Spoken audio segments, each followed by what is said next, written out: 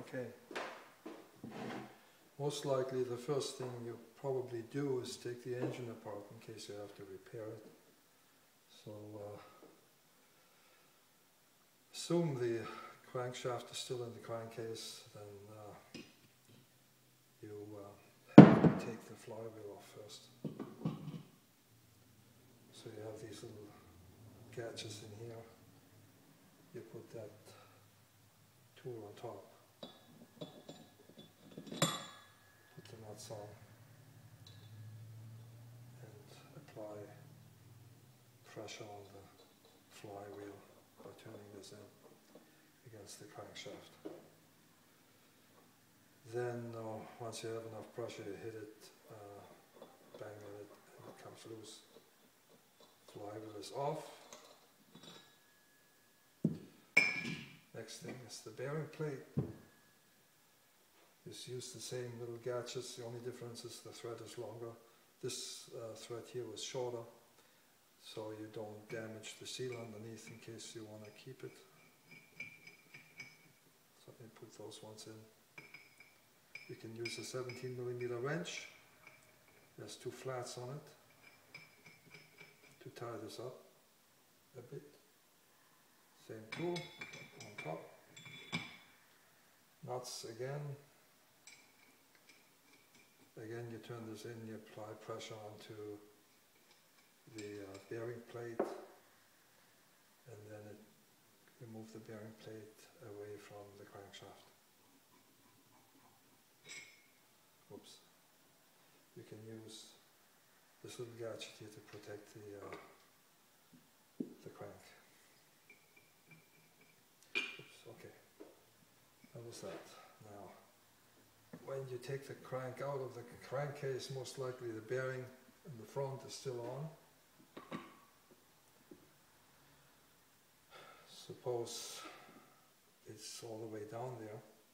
To get the bearing off, you can put these three segments underneath without damaging the oil slinger, and you take these M4 screws and you put them through, the ring goes on top, the bearing will be sitting inside, and then you install those segments with the ring and the bearing inside, and you put these three, probably enough to put two M4 screws in on each segment.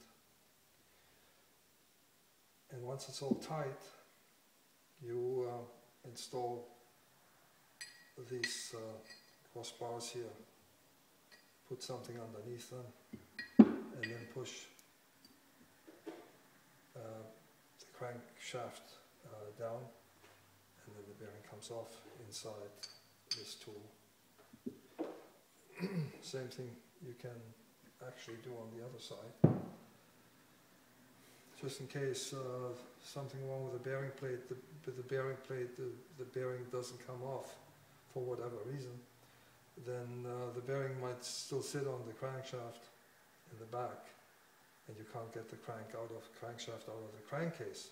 You can remove the bearing off the crankshaft while the crankshaft is still in the crankcase, and then take the crankshaft out of the crankcase.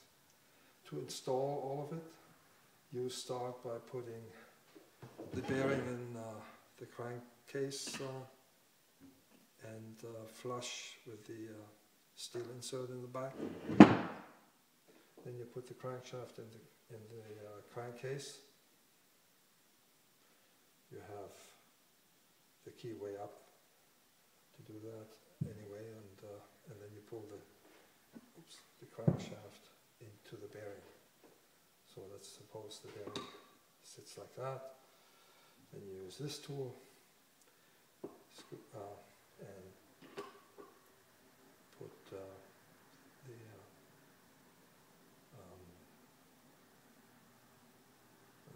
what is it called? The bushing. Pushing in, and then you pull the crankshaft into the bearing. Okay, same thing then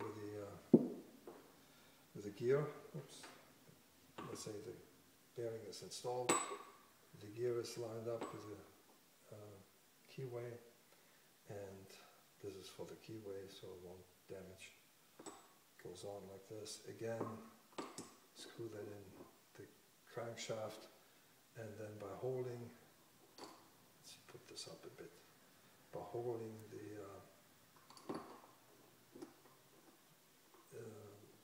by using a wrench and holding this in place, you turn the nut against the bushing, this bushing, and then you push the gear onto the crankshaft. So okay, and now this side is installed, and the other side, now I guess there's one more tool, and it's called the Gegenhalter in German. It goes on like this. When you want to push the bearing plate down, put the bearing plate on before you put a bar across, comes across the back of the crankcase. What it does is just holding the crankshaft steady, so the crankshaft won't move, and there's no forces on the crankshaft while you push the bearing plate in. So use this M16 nut against the bar across. I'm not supplying it because it's heavy and it's simple, and whoever needs to do this, I think might find a piece of steel and drill a hole in it to make this work. So the bar is across the crankshaft, holding the crankcase, holding the crankshaft in place, and then you push that bearing plate on. You can use a piece of 2x4 and bang it in, or you can do it the way I do it with a press. Oh, I guess that, oops, and that's without these in. Oh, these have to come out, huh? Yeah. So, and you push the bearing plate. I guess I didn't forget anything. Yeah, that's about it. Thank you. Thank you very much.